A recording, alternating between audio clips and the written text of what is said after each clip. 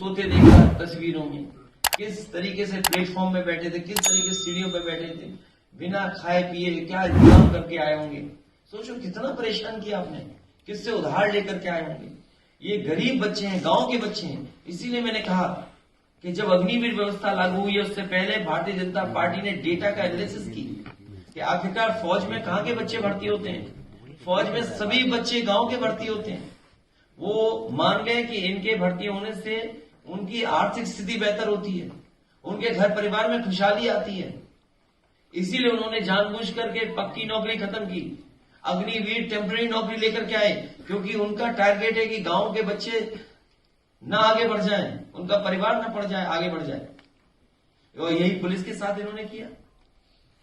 क्या जरूरत थी बर्ड रिकॉर्ड बनाने की? आप हर साल भर्ती क्यों नहीं कर रहे हैं? आप हर 6 महीने में क्यों भर्ती नहीं कर रहे हैं? आप कैलेंडर निकालिए, भर्ती करिए 6 महीने में।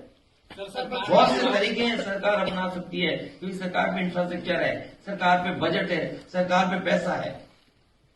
अध्यक्ष जी, एक पत्रकार जो थे राजेश साहू के पर सरकार ने एफआईआर भी की थी। उन्होंने 2-2 लाख रुपए में नौकरी बेचने वाले दलालों का स्कैंडल किया था। उनके पर सरकार ने एफआईआर कर दी। वीडियो आया था जिसमें भारतीय जनता पार्टी का ही वो पदाधिकारी था या सदस्य था जो इस तरह से पैसा वसूल रहा था, जो पकड़ा गया था। उस पत्रकार पे एफआईआर भी हुई। वो इसलिए हो गई क्योंकि सरकार अपना छिपाना चाहती। जो सरकार प्रेस के लोगों पे दबाव बनाई वो लुटाने सरकार है। इसीलिए मैंने कहा कि सरकार दे रही है दाना, फिर गाओ उसका गाना।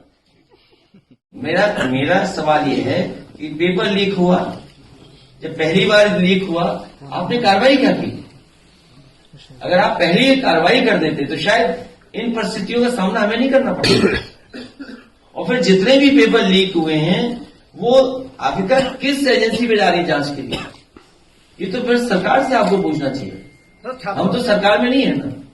नकल माफियाओं पे कुछ कहेंगे आपके कि नकल माफियाओं के कारण ही लगातार जो पेपर लीक की समस्या सामने आ रही है? देखिए, सबसे बड़ी बात है कि परीक्षा जो पेपर लीक हुआ है 60 लाख के लगभग कोई मामूली नंबर नहीं है। इतनी तो देशों की आबादी भी नहीं होती है। सोचिए, उनके भविष्य के साथ खिलवाड़। आप उनके भविष्य के साथ क्यों खिलवाड़ कर रहे हैं?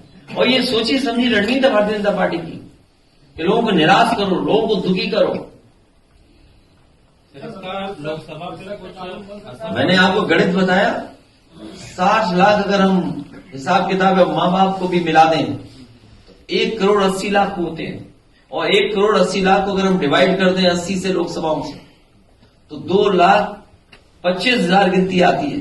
तो भारतीय जनता पार्टी का हर लोकसभा में इतना वोट इनके खिलाफ पड़ने जा रहा है, तो भारतीय जनता पार्टी का क्या होगा? सोचिए कि जब समाजवादी सरकार में बहुत जल्दी नौकरी देनी थी और कई बार परीक्षा देने में और परीक्षा का पूरा कराने में बहुत समय चला जाता है, उस समय फैसला लिया गया था कि मेरिट पर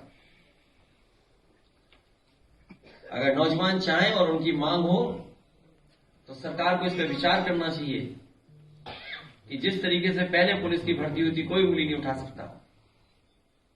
समाजवादी सरकार में जो भर्ती हुई थी उसमें किसी ने उंगली नहीं उठा सकी, कोई उंगली नहीं उठा पाया और मेरिट के पर भर्ती कर दी थी।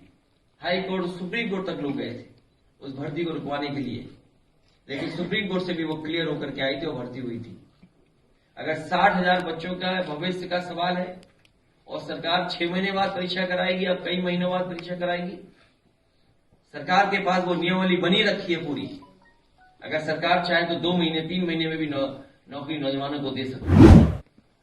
तो कम से कम सीटें सरकार बढ़ाए और मेरिट से नौकरी दे दे, वो नौकरी में कोई नहीं उठा पाए।